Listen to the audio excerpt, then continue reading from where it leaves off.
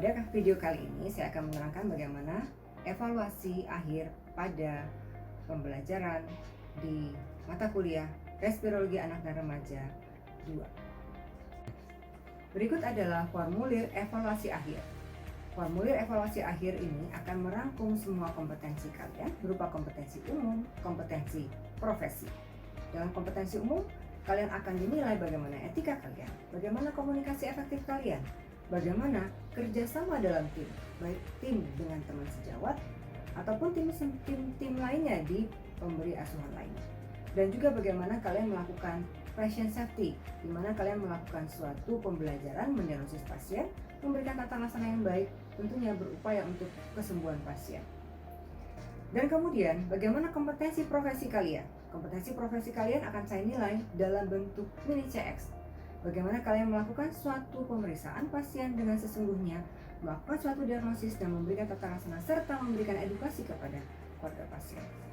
Dan kemudian ada pemeriksaan case based discussion, di mana di sini saya akan menilai bagaimana kalian melakukan tata laksana baik dalam bentuk suatu status dan dalam hal ini bagaimana kalian melakukan suatu pemeriksaan dengan berinterpretasi dalam suatu komunikasi dalam bentuk status rekam medis. Di sini akan saya lihat bagaimana kalian melakukan interaksi di dalam penulisan status, yang dimana di sini juga kita akan melihat interaksi dengan pemberi pelayanan asuhan lainnya. Dan juga kita akan menilai kalian dalam bentuk direct observed procedure skill, di mana kalian akan melakukan suatu prosedur tindakan respirologi. Di situ kita akan nilai bagaimana kalian melakukannya. Kompetensi profesi merupakan suatu kompetensi yang mesti kalian dapatkan dalam capaian pembelajaran mata kuliah ini.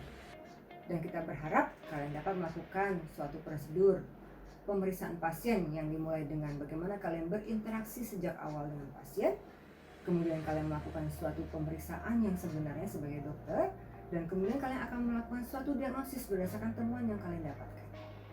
Kalian akan merencanakan suatu pemeriksaan dan penunjang lainnya maupun pemberian tata laksana. Tentunya bagaimana kalian berkomunikasi juga akan menjadi penilaian. Kemudian kalian akan melakukan suatu penilaian dengan DOPS atau Directly Observed Procedure Skill, di mana kalian melakukan suatu tindakan respirologi. Di sini saya akan melihat bagaimana kalian melakukan suatu prosedur tindakan berdasarkan standar prosedur operasional di rumah sakit kita. Apakah benar cara melakukannya? Apakah profesional?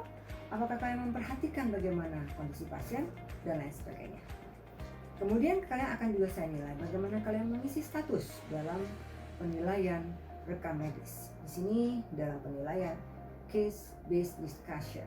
Sebagai seorang dokter tentunya kalian harus terlatih mengisi apa? Mengisi rekam medis sesuai dengan arahan dari rumah sakit kita. Dan di sini juga merupakan suatu sarana komunikasi kalian dengan pemberi pelayanan asuhan lainnya seperti teman sejawat, perawat, gizi, maupun farmasi, serta yang terkait dengan status medik. Berikut formulir DOPS, formulir mini CX. Berikut formulir CBD. Dan ini adalah formulir penilaian referat. Semoga sukses. Saya tutup. Wassalamualaikum warahmatullahi wabarakatuh. Saya Dr. Vivi Sofia, spesialis anak konsultan, Ketua Divisi Respirologi, Bagian Ilmu Kesehatan Anak, Fakultas Kedokteran, Universitas Sriwijaya. Terima kasih.